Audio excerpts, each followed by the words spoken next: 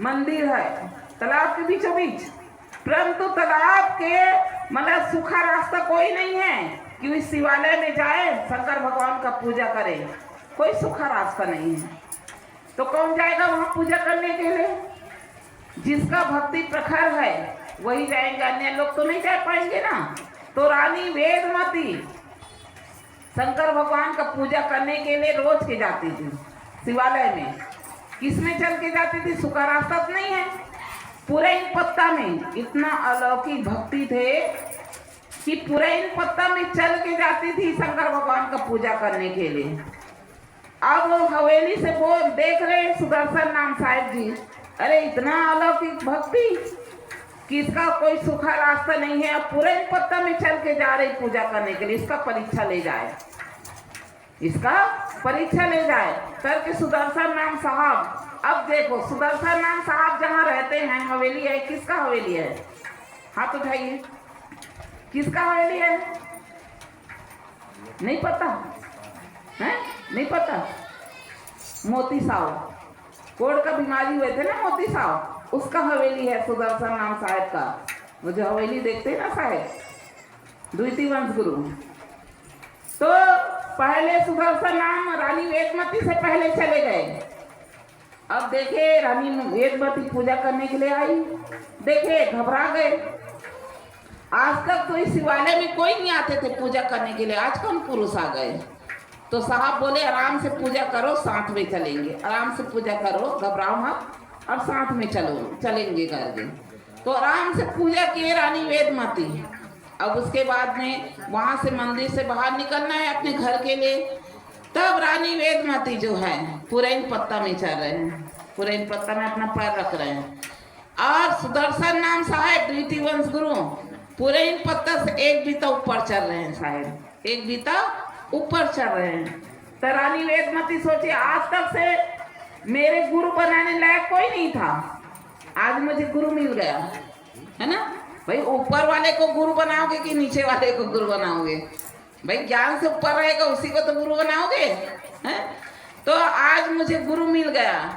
ऐसे करके अलौकिक शक्ति साहब क्या देखे और अपने पति राजा रतन सेन को बताए, और चलो चलते हैं साहब के दरबार में हवेली में और दीक्षा के लिए अर्जी करेंगे।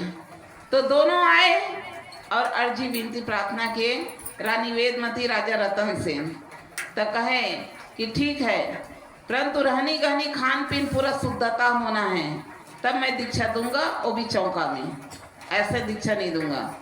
तो चौका का रचना करो बोले, और चौका का रचना किए और राजा रतन सेन के घर आए और आनंदी चौका किए सुदर्शन नाम साहिब जी और दीक्षा दिए रानी वेदमती और राजा रतन सेन को। तो रानी वेदमती और राजा रतन सेन साहब को पूरा समर्पण कर दिए, जितना धन दौलत था पूरा दे दिए, तेरा तुझको सौंपता क्या लागत है मोर, हैं? इसे वंश गुरु की महिमा हम जब पढ़ते हैं तो क्या शिक्षा लेते हैं, ये भी हमें शिक्षा लेना चाहिए। बांधवगढ़ उमरिया जिला पूरा पर्यटक स्थल हो गए। रमता जोगी बहता पानी किसे कहते हैं, इसको भी प्रमाण करो। रमता जोगी बहता पानी, बहता है वे पानी में बदबू नहीं आता, कीड़ा नहीं लगता। और हमारे वंश गुरु हमारे साहब सदगुरु कबीर साहब रमता जोगी बहता पानी कोई प्रॉपर्टी को पकड़ के नहीं रखे हैं। अगर व्यवसाय करते बांधवगढ़ उमरिया जिला तो अरबों खरबों नील होता आज की डेट में, होता कि नहीं होता? होता ना, है ना। तो क्या हमारे साहब पकड़ के रखे हैं? बांधवगढ़ से पूरा मंडला कुदूर माल पूरा ले लो, मंडला में 300 एकड़ है जमीन, मंडला में 300 एकड़ जमीन है, और यहाँ 500 एकड़ कुदूर माल में, है ना।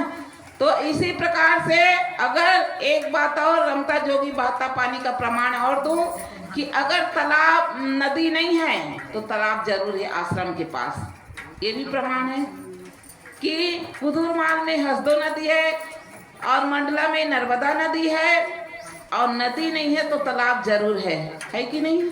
इसको बोलते हैं रमता जोगी बहता पानी। रमत करने वाले एक जगह ठानने वाले नहीं। एक जगह हैं क्या हमारे वंश गुरु? आज छत्तीसगढ़ में है, परंतु एक जगह हैं क्या?